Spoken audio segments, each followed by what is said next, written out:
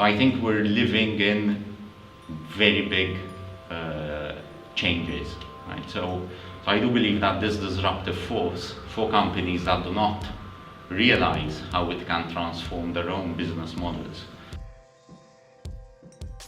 Right, and it's the DLT technology, it's the blockchain, which is, I do believe, the next big industrial revolution that will change completely the way we do business, the way we interact, the way machines will interact within our daily lives.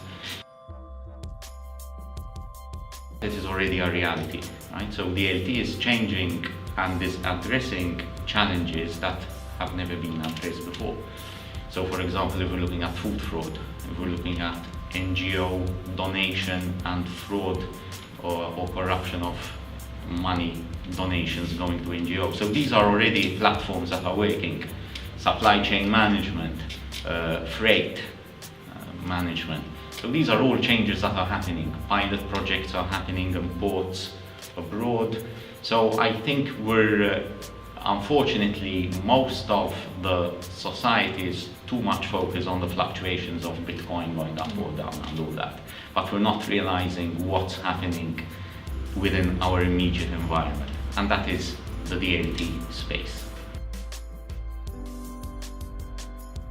So I think all of a sudden all this hype is turning into something which is tangible and which can lead to positive changes in our daily lives if managed correctly and if given the right parameters or boundaries in which technologies can operate. There is potential, but the ecosystem has to be much more developed before we can reach that potential. So I would love to see a more dynamic banking and financial system with different institutions operating, always respecting the risk element and the reputational risk with that. But otherwise, I think we're at least working in the right direction. However, the ecosystem is still not mature enough to actually fulfill this big potential that there is out there. The interest in Malta just shot up, and the closer we get to the legislation actually being passed, I think that the interest is gathering momentum. So out there is more knowledge, more visibility on Malta in terms of legal personality, ICOs, the virtual financial asset. So these are all gaining traction. So, and I think we're gaining traction at a particular top tier of players out there. My biggest concern at this point in time is that from a regulation point of view, we'll have a very robust framework, but any framework needs an ecosystem to actually develop.